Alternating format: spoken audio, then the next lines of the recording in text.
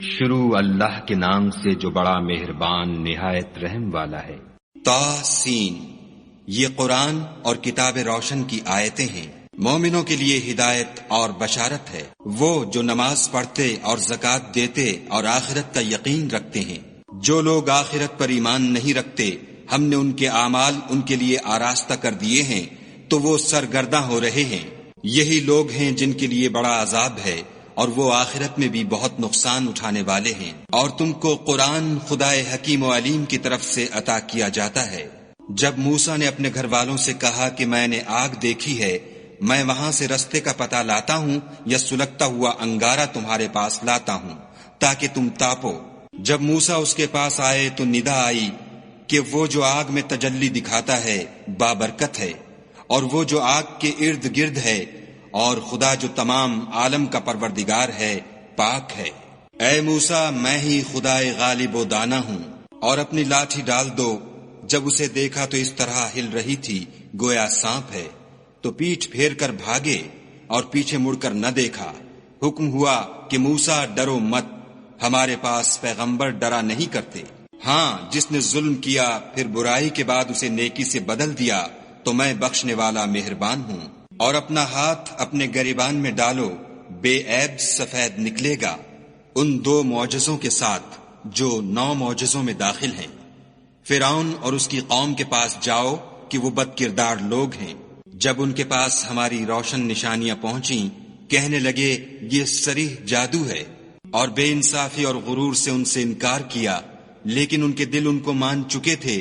سو دیکھ لو کہ فساد کرنے والوں کا انجام کیسا ہوا۔ اور ہم نے داؤد اور سلیمان کو علم بخشا، اور انہوں نے کہا کہ خدا کا شکر ہے جس نے ہمیں اپنے بہت سے مومن بندوں پر فضیلت دی۔ اور سلیمان داؤد کے قائم مقام ہوئے اور کہنے لگے کہ لوگوں، ہمیں خدا کی طرف سے جانوروں کی بولی سکھائی گئی ہے اور ہر چیز عنایت فرمائی گئی ہے، بے شک یہ اس کا صریح فضل ہے۔ اور سلیمان کے لیے جنوں اور انسانوں اور پرندوں کے لشکر جمع کیے گئے، اور وہ قسم وار کیے گئے تھے، یہاں تک کہ جب چیونٹیوں کے میدان میں پہنچے تو ایک چیونٹی نے کہا کہ چیونٹیوں اپنے اپنے بلوں میں داخل ہو جاؤ، ایسا نہ ہو کہ سلیمان اور اس کے لشکر تم کو کچل ڈالیں اور ان کو خبر بھی نہ ہو۔ تو وہ اس کی بات سے ہنس پڑے اور کہنے لگے کہ اے پروردگار، مجھے توفیق عنایت کر کہ جو احسان تو نے مجھ پر اور میرے ماں باپ پر کیے ہیں ان کا شکر کروں، اور ایسے نیک کام کروں کہ تو ان سے خوش ہو جائے، اور مجھے اپنی رحمت سے اپنے نیک بندوں میں داخل فرما۔ اور جب انہوں نے جانوروں کا جائزہ لیا تو کہنے لگے کیا سبب ہے کہ ہدہد نظر نہیں آتا؟ کیا کہیں غائب ہو گیا ہے؟ میں اسے سخت سزا دوں گا یا ذبح کر ڈالوں گا، یا میرے سامنے اپنی بے قصوری کی دلیل صریح پیش کرے۔ ابھی تھوڑی ہی دیر ہوئی تھی کہ ہدہد موجود ہوا اور کہنے لگا کہ مجھے ایک ایسی چیز معلوم ہوئی ہے جس کی آپ کو خبر نہیں، اور میں آپ کے پاس شہر سبا سے ایک یقینی خبر لے کر آیا ہوں۔ میں نے ایک عورت دیکھی کہ ان لوگوں پر بادشاہت کرتی ہے اور ہر چیز اسے میسر ہے، اور اس کا ایک بڑا تخت ہے۔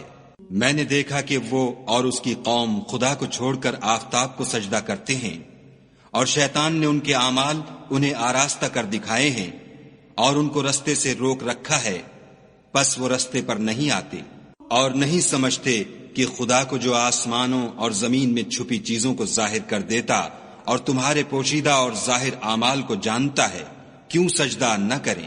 خدا کے سوا کوئی عبادت کے لائق نہیں، وہی عرش عظیم کا مالک ہے۔ سلیمان نے کہا اچھا، ہم دیکھیں گے تو نے سچ کہا ہے یا تو جھوٹا ہے۔ یہ میرا خط لے جا اور اسے ان کی طرف ڈال دے، پھر ان کے پاس سے پھر آ اور دیکھ کہ وہ کیا جواب دیتے ہیں۔ ملکہ نے کہا کہ دربار والوں، میری طرف ایک نامہ گرامی ڈالا گیا ہے، وہ سلیمان کی طرف سے ہے، اور مضمون یہ ہے کہ شروع خدا کا نام لے کر جو بڑا مہربان نہایت رحم والا ہے، بعد اس کے یہ کہ مجھ سے سرکشی نہ کرو اور مطیع و منقاد ہو کر میرے پاس چلے آؤ۔ خط سنا کر کہنے لگی کہ اے اہل دربار، میرے اس معاملے میں مجھے مشورہ دو، جب تک تم حاضر نہ ہو اور صلاح نہ دو میں کسی کام کو فیصل کرنے والی نہیں۔ وہ بولے کہ ہم بڑے زور آور اور سخت جنگجو ہیں، اور حکم آپ کے اختیار ہے، تو جو حکم دیجیے گا اس کے معال پر نظر کر لیجیے گا۔ اس نے کہا کہ بادشاہ جب کسی شہر میں داخل ہوتے ہیں تو اس کو تباہ کر دیتے ہیں اور وہاں کے عزت والوں کو ذلیل کر دیا کرتے ہیں، اور اسی طرح یہ بھی کریں گے۔ اور میں ان کی طرف کچھ تحفہ بھیجتی ہوں اور دیکھتی ہوں کہ قاصد کیا جواب لاتے ہیں۔ جب قاصد سلیمان کے پاس پہنچا تو سلیمان نے کہا، کیا تم مجھے مال سے مدد دینا چاہتے ہو؟ جو کچھ خدا نے مجھے عطا فرمایا ہے وہ اس سے بہتر ہے جو تمہیں دیا ہے۔ حقیقت یہ ہے کہ اپنے تحفے سے تم ہی خوش ہوتے ہوگے۔ ان کے پاس واپس جاؤ، ہم ان پر ایسے لشکر لے کر حملہ کریں گے جن کے مقابلے کی ان میں طاقت نہ ہوگی، اور ان کو وہاں سے بے عزت کر کے نکال دیں گے اور وہ ذلیل ہوں گے۔ سلیمان نے کہا کہ اے دربار والو، کوئی تم میں ایسا ہے کہ قبل اس کے کہ وہ لوگ فرما بردار ہو کر ہمارے پاس آئیں ملکہ کا تخت میرے پاس لے آئے؟ جنات میں سے ایک قوی ہیکل جن نے کہا کہ قبل اس کے کہ آپ اپنی جگہ سے اٹھیں میں اس کو آپ کے پاس لا حاضر کرتا ہوں، اور مجھے اس پر قدرت بھی حاصل ہے اور امانت دار بھی ہوں۔ ایک شخص جس کو کتاب الہی کا علم تھا کہنے لگا کہ میں آپ کی آنکھ کے جھپکنے سے پہلے اسے آپ کے پاس حاضر کیے دیتا ہوں۔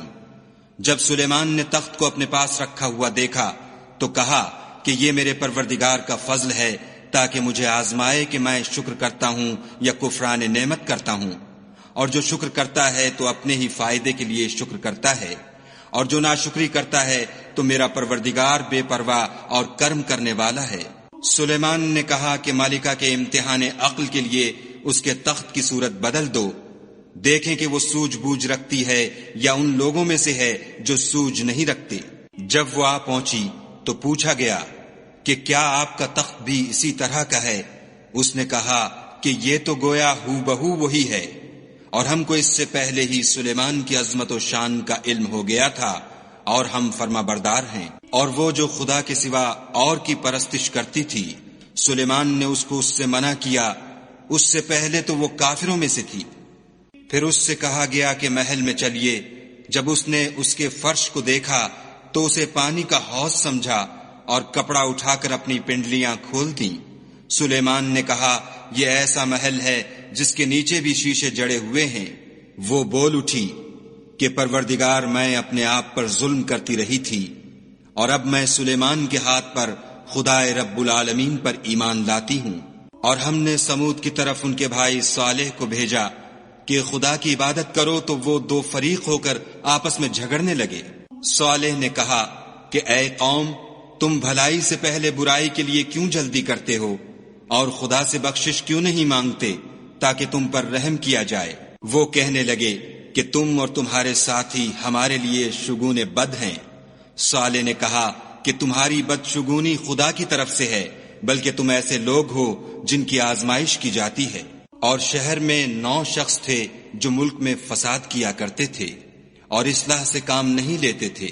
کہنے لگے کہ خدا کی قسم کھاؤ کہ ہم رات کو اس پر اور اس کے گھر والوں پر شبخون ماریں گے، پھر اس کے وارثوں سے کہہ دیں گے کہ ہم تو اس کے گھر والوں کے موقع ہلاکت پر گئے ہی نہیں، اور ہم سچ کہتے ہیں۔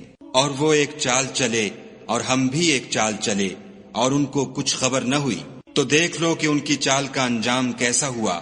ہم نے ان کو اور ان کی قوم سب کو ہلاک کر ڈالا۔ اب یہ ان کے گھر ان کے ظلم کے سبب خالی پڑے ہیں۔ جو لوگ دانش رکھتے ہیں ان کے لیے اس میں نشانی ہے، اور جو لوگ ایمان لائے اور ڈرتے تھے ان کو ہم نے نجات دی۔ اور لوط کو یاد کرو جب انہوں نے اپنی قوم سے کہا کہ تم بے حیائی کے کام کیوں کرتے ہو اور تم دیکھتے ہو؟ کیا تم عورتوں کو چھوڑ کر لذت حاصل کرنے کے لیے مردوں کی طرف مائل ہوتے ہو؟ حقیقت یہ ہے کہ تم احمق لوگ ہو۔ تو ان کی قوم کے لوگ بولے تو یہ بولے، اور اس کے سوا ان کا کچھ جواب نہ تھا کہ لوط کے گھر والوں کو اپنے شہر سے نکال دو، یہ لوگ پاک بننا چاہتے ہیں۔ تو ہم نے ان کو اور ان کے گھر والوں کو نجات دی، مگر ان کی بیوی کہ اس کی نسبت ہم نے مقرر کر رکھا تھا کہ وہ پیچھے رہنے والوں میں ہوگی۔ اور ہم نے ان پر مہ برسایا، سو جو میں ان لوگوں پر برسا جن کو متنبع کر دیا گیا تھا برا تھا۔ کہہ دو کہ سب تعریف خدا ہی کو سزاوار ہے، اور اس کے بندوں پر سلام ہے جن کو اس نے منتخب فرمایا، بھلا خدا بہتر ہے یا وہ جن کو یہ اس کا شریک بناتے ہیں؟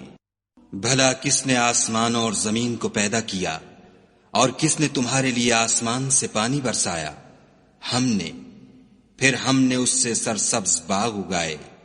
تمہارا کام تو نہ تھا کہ تم ان کے درختوں کو اگاتے، تو کیا خدا کے ساتھ کوئی اور بھی معبود ہے؟ ہرگز نہیں، بلکہ یہ لوگ رستے سے الگ ہو رہے ہیں۔ بھلا کس نے زمین کو قرارگاہ بنایا اور اس کے بیچ نہریں بنائیں اور اس کے لیے پہاڑ بنائے، اور کس نے دو دریاؤں کے بیچ اوٹ بنائی؟ یہ سب کچھ خدا نے بنایا، تو کیا خدا کے ساتھ کوئی اور معبود بھی ہے؟ ہرگز نہیں، بلکہ ان میں اکثر دانش نہیں رکھتے۔ بھلا کون بے قرار کی التجا قبول کرتا ہے جب وہ اس سے دعا کرتا ہے، اور کون اس کی تکلیف کو دور کرتا ہے، اور کون تم کو زمین میں اگلوں کا جانشین بناتا ہے؟ یہ سب کچھ خدا کرتا ہے، تو کیا خدا کے ساتھ کوئی اور معبود بھی ہے؟ ہرگز نہیں، مگر تم بہت کم غور کرتے ہو۔ بھلا کون تم کو جنگل اور دریا کے اندھیروں میں رستہ بتاتا، اور کون ہواؤں کو اپنی رحمت کے آگے خوشخبری بنا کر بھیجتا ہے؟ یہ سب کچھ خدا کرتا ہے، تو کیا خدا کے ساتھ کوئی اور معبود بھی ہے؟ ہرگز نہیں۔ یہ لوگ جو شرک کرتے ہیں، خدا کی شان اس سے بلند ہے۔ بھلا کون خلقت کو پہلی بار پیدا کرتا، پھر اس کو بار بار پیدا کرتا رہتا ہے؟ اور کون تم کو آسمان اور زمین سے رزق دیتا ہے؟ یہ سب کچھ خدا کرتا ہے، تو کیا خدا کے ساتھ کوئی اور معبود بھی ہے؟ ہرگز نہیں۔ کہہ دو کہ مشرکو، اگر تم سچے ہو تو دلیل پیش کرو۔ کہہ دو کہ جو لوگ آسمانوں اور زمین میں ہیں خدا کے سوا غیب کی باتیں نہیں جانتے، اور نہ یہ جانتے ہیں کہ کب زندہ کر کے اٹھائے جائیں گے، بلکہ آخرت کے بارے میں ان کا علم منتہی ہو چکا ہے، بلکہ وہ اس سے شک میں ہیں، بلکہ اس سے اندھے ہو رہے ہیں۔ اور جو لوگ کافر ہیں کہتے ہیں کہ جب ہم اور ہمارے باپ دادا مٹی ہو جائیں گے تو کیا ہم پھر قبروں سے نکالے جائیں گے؟ یہ وعدہ ہم سے اور ہمارے باپ دادا سے پہلے سے ہوتا چلا آیا ہے۔ کہاں کا اٹھنا اور کیسی قیامت، یہ تو صرف پہلے لوگوں کی کہانیاں ہیں۔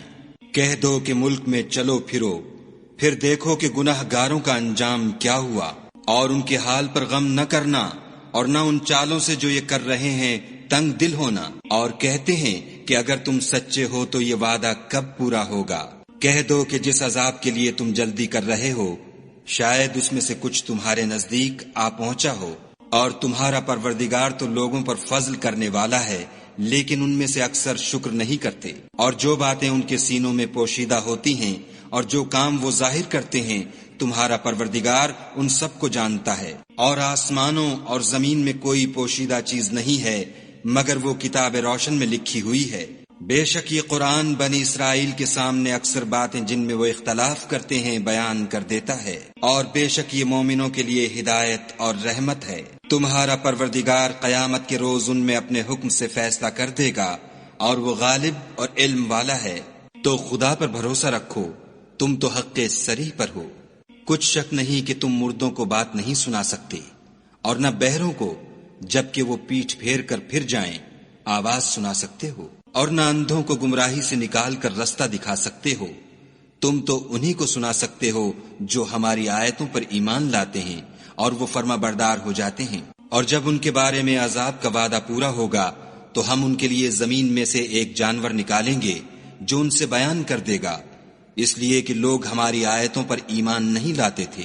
اور جس روز ہم ہر امت میں سے اس گروہ کو جمع کریں گے جو ہماری آیتوں کی تکذیب کرتے تھے تو ان کی جماعت بندی کی جائے گی، یہاں تک کہ جب سب آ جائیں گے تو خدا فرمائے گا کہ کیا تم نے میری آیتوں کو جھٹلا دیا تھا، اور تم نے اپنے علم سے ان پر احاطہ تو کیا ہی نہ تھا، بھلا تم کیا کرتے تھے؟ اور ان کے ظلم کے سبب ان کے حق میں وعدہ عذاب پورا ہو کر رہے گا تو وہ بول بھی نہ سکیں گے۔ کیا انہوں نے نہیں دیکھا کہ ہم نے رات کو اس لیے بنایا ہے کہ اس میں آرام کریں، اور دن کو روشن بنایا ہے کہ اس میں کام کریں؟ بے شک اس میں مومن لوگوں کے لیے نشانیاں ہیں۔ اور جس روز سور پھونکا جائے گا تو جو لوگ آسمانوں اور جو زمین میں ہیں سب گھبرا اٹھیں گے، مگر وہ جسے خدا چاہے اور سب اس کے پاس عاجز ہو کر چلے آئیں گے۔ اور تم پہاڑوں کو دیکھتے ہو تو خیال کرتے ہو کہ اپنی جگہ پر کھڑے ہیں، مگر وہ اس روز اس طرح اڑتے پھریں گے جیسے بادل۔ یہ خدا کی کاریگری ہے جس نے ہر چیز کو مضبوط بنایا، بے شک وہ تمہارے سب افعال سے باخبر ہے۔ جو شخص نیکی لے کر آئے گا تو اس کے لیے اس سے بہتر بدلہ تیار ہے، اور ایسے لوگ اس روز گھبراہٹ سے بے خوف ہوں گے۔ اور جو برائی لے کر آئے گا تو ایسے لوگ اوندھے منہ دوزخ میں ڈال دیے جائیں گے۔ تم کو تو انہی اعمال کا بدلہ ملے گا جو تم کرتے رہے ہو۔ کہہ دو مجھ کو یہی ارشاد ہوا ہے کہ اس شہر مکہ کے مالک کی عبادت کروں جس نے اس کو محترم اور مقام ادب بنایا ہے، اور سب چیز اسی کی ہے، اور یہ بھی حکم ہوا ہے کہ اس کا حکم بردار رہوں، اور یہ بھی کہ قرآن پڑھا کروں۔ تو جو شخص راہ راست اختیار کرتا ہے تو اپنے ہی فائدے کے لیے اختیار کرتا ہے، اور جو گمراہ رہتا ہے تو کہہ دو کہ میں تو صرف نصیحت کرنے والا ہوں۔ اور کہو کہ خدا کا شکر ہے وہ تم کو عنقریب اپنی نشانیاں دکھائے گا تو تم ان کو پہچان لوگے، اور جو کام تم کرتے ہو تمہارا پروردگار ان سے بے خبر نہیں ہے۔